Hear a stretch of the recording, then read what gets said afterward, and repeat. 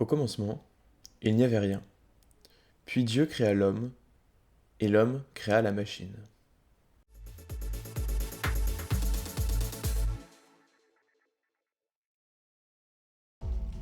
Salutations visiteurs et bienvenue dans la mathématosphère.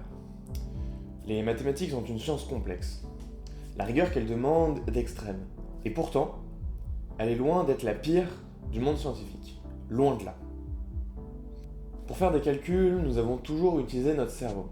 Seulement est arrivé un moment dans l'histoire où les calculs nécessaires pour faire avancer les sciences sont devenus beaucoup trop complexes pour nos petits cerveaux. À ce moment-là, l'homme a donc décidé de commencer à fabriquer des machines à calculer. À l'origine très simple, puis un peu plus complexe, jusqu'à en finalement prendre des salles entières. Chacune de ces merveilles d'ingénierie, quelle que soit leur époque de fabrication, a un point commun. Elles utilisent toutes une méthode physique pour représenter un nombre mathématique, une idée abstraite.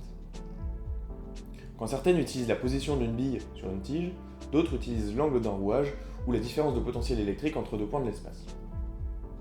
À ce stade, vous ne voyez probablement pas en quoi cette science serait plus compliquée que les mathématiques.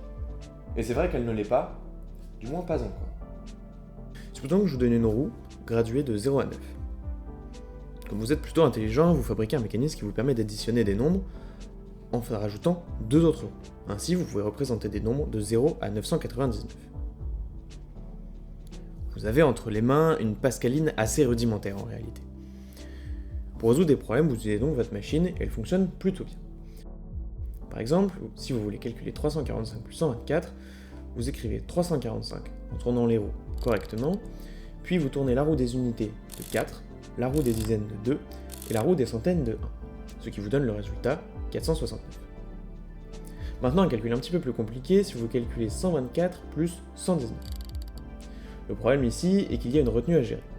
Donc pour ça, rien de plus simple, vous tournez la roue des unités jusqu'à retomber sur le 0, puis vous ajoutez 1 à la roue des dizaines, et ensuite vous tournez la roue des unités, le bon nombre, pour obtenir une rotation de 9 crans.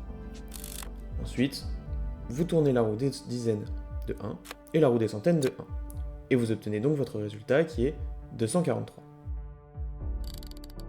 Seulement un jour, vous additionnez 624 et 398, et là, votre machine vous donne 40. Vous venez de faire ce que l'on appelle un arithmetic overflow. Autrement dit, votre résultat est trop grand pour être affiché sur vos roues.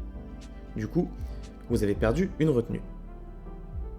Ce simple phénomène est à lui seul responsable d'une grande partie des bugs en informatique. Il représente donc un défi majeur pour nos machines à calculer. Voilà donc pourquoi aujourd'hui nous lançons cette nouvelle série sur l'électronique, cette branche de l'informatique qui mélange maths, programmation et physique. Au fur et à mesure des épisodes, nous aurons l'occasion de faire des maths bien évidemment, de programmer et d'apprendre à fabriquer des gadgets de base. J'en profiterai également pour vous expliquer le fonctionnement physique des choses. J'ai donc hâte de vous retrouver dans le premier épisode de cette série, dans lequel nous parlerons de l'histoire des langages de programmation. Portez-vous bien, et à bientôt dans la mathématosphère.